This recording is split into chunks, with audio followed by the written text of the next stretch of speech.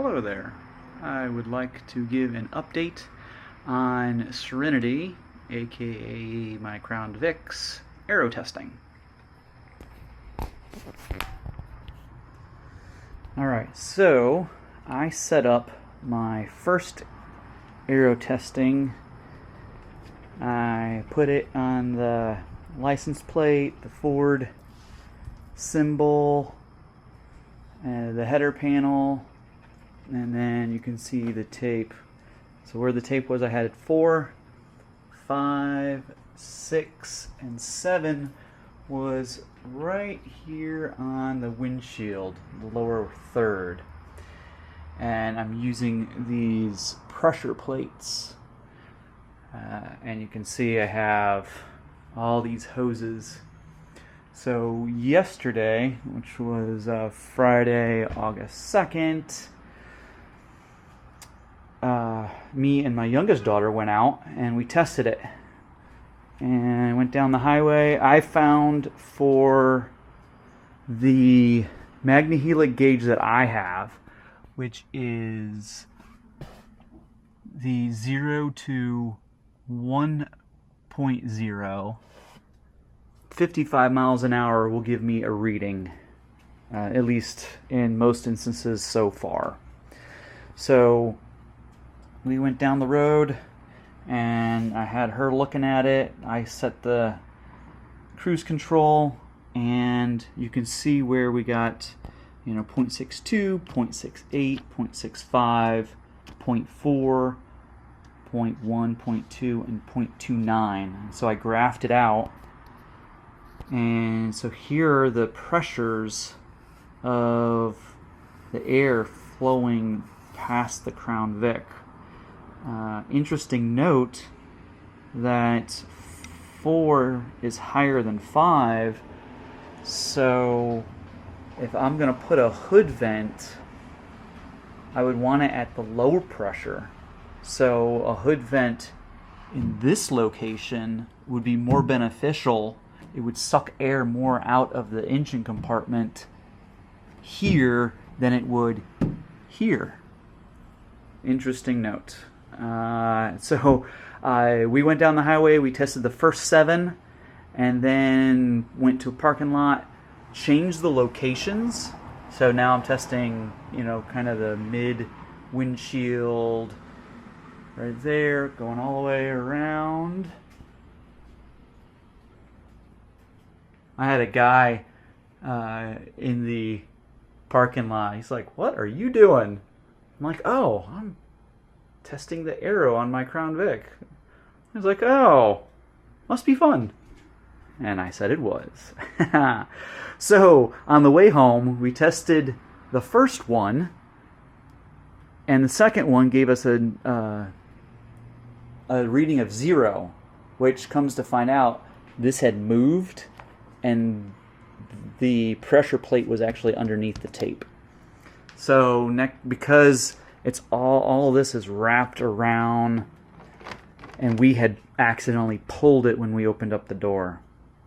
But as we were going home, my makeshift contraption for my pitot tube, it broke.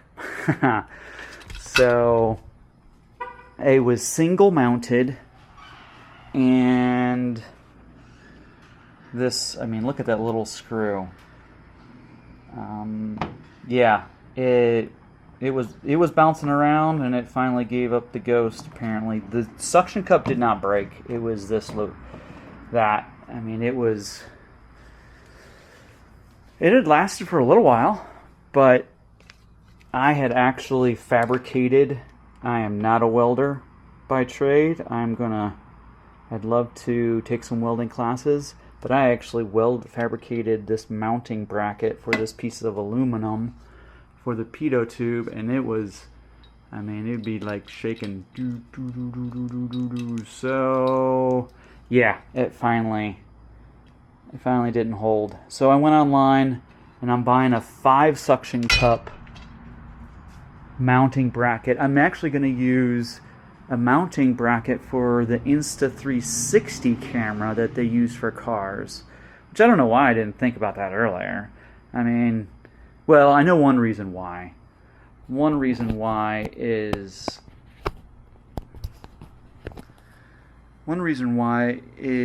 I like to try to use what I have in my garage. Okay, this suction cup that I had. Okay, I had this for another mount for this camera actually. So I already had the suction cups, and then the aluminum I had for trying to figure out under trays. Well, actually a mid under tray for my car.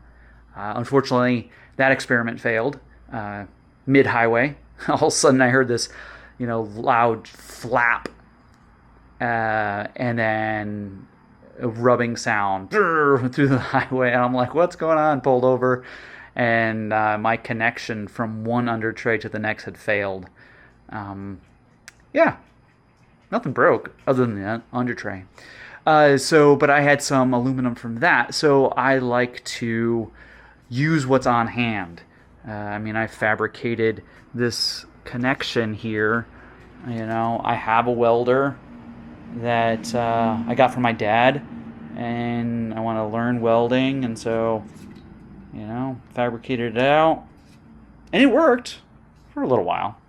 Funny thing is, it fell kind of softly on the hood, and then just stayed there. The air pressures kept it there. I slowed down and pulled over and removed it, but that was the end of the testing for that day, which was yesterday. So I ordered the 5 suction cup, and that should get here tomorrow, so I'll continue testing. So lessons learned, okay, get a good mount, okay, can't do it in the rain. I learned that last weekend.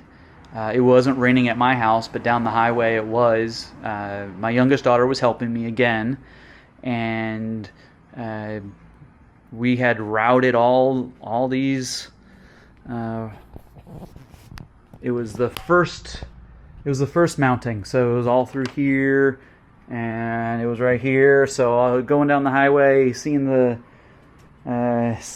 clouds. I was like, oh, I think it's gonna, and as I'm driving into the rain, and couldn't go roll out the window, couldn't use the windshield wipers, hoping I can drive through it, but it clogged all of the pressure plates.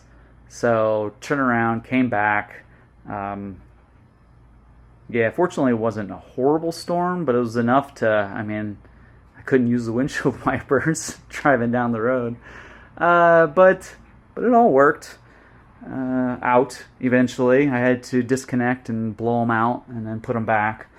I do like how I mounted this, because this is another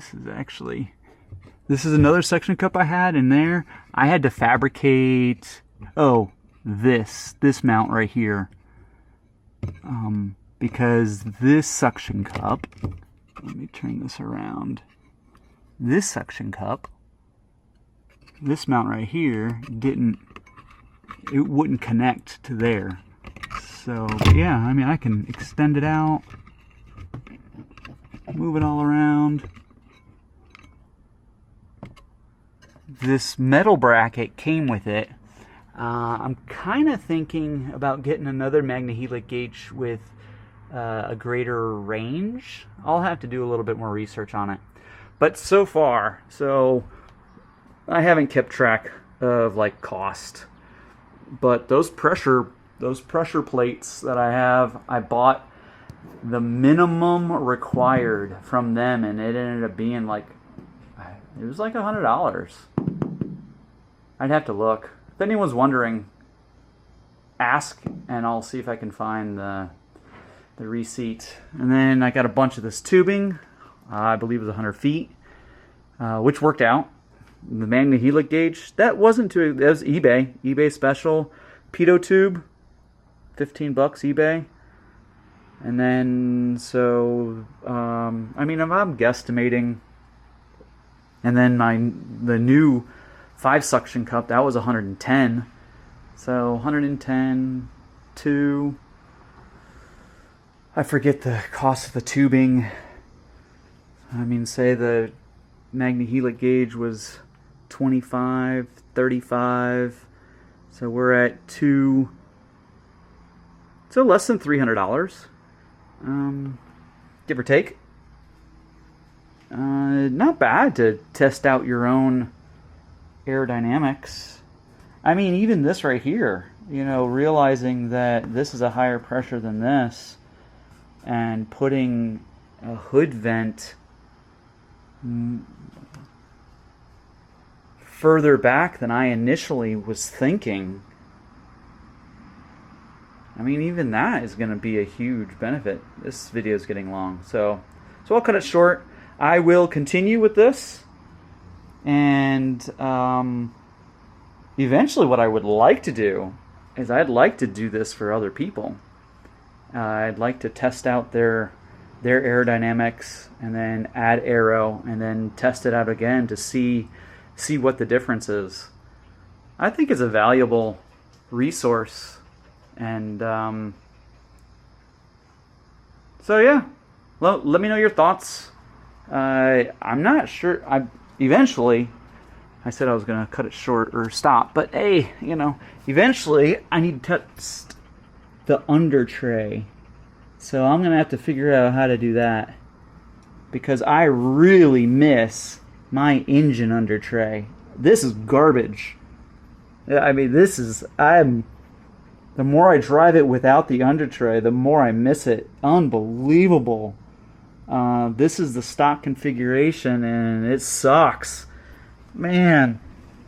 So I can't wait to test just the engine under tray, but then I'd love to eventually do a flat bottom. Flat bottom, and then all the way through. But I think before I do the flat bottom, I'm going to weld the body to the frame. And Nisha says hi. She's enjoying the outdoors with me. All right, well, let me know your thoughts, and I appreciate it. Everyone, take care of yourselves.